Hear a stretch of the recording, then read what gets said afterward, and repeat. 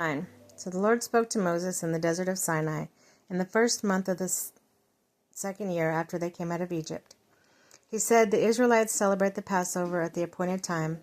Celebrate it at the appointed time at twilight on the 14th day of this month, in accordance to all the rules and regulations."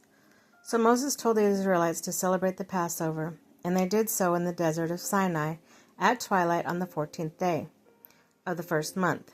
Israelites did everything just as the Lord commanded Moses.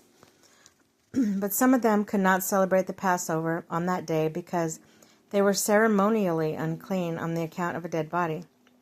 So they came to Moses and Aaron that same day and said to Moses, "We have become unclean because of a dead body.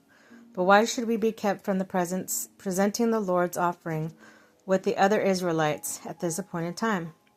Moses answered them, "Wait until I find out what the Lord commands concerning you." When the Lord said to Moses, "Tell the Israelites, when any of you or your descendants are unclean just because of a dead body or away on a journey, they are to still celebrate the Lord's Passover.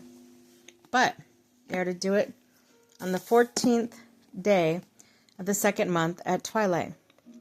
They are to eat the lamb together at the unleavened bread and bitter herbs. They must not leave any of it till morning or break any of its bones. When they celebrate the Passover, they must follow all the regulations.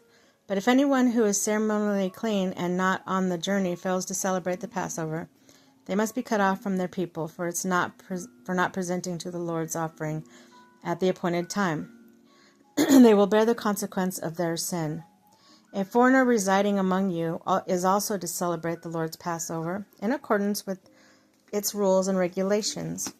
You must have the same regulations for both the foreigner and the native born." The cloud above the tabernacle. On the day of the tabernacle, the tent of the covenant law was set up, and a cloud covered it. From evening till morning, the cloud above the tabernacle looked like fire. That is how it continued to be. The cloud covered it, and at night it looked like fire. Whenever the cloud lifted from above the tent, the Israelites set out. Wherever the cloud settled, the Israelites encamped. At the Lord's command, the Israelites set out, and at his command they encamped. As long as the cloud stayed over the tabernacle, they remained in the camp.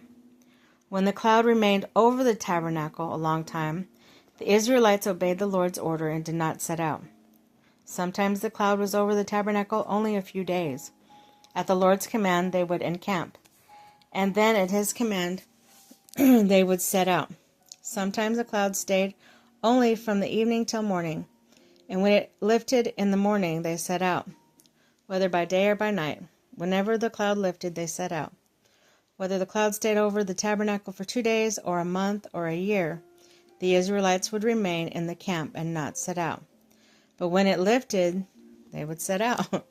And the Lord commanded, they encamped. And the Lord's command, they set out. They obeyed the Lord's order and in accordance with his commands through Moses.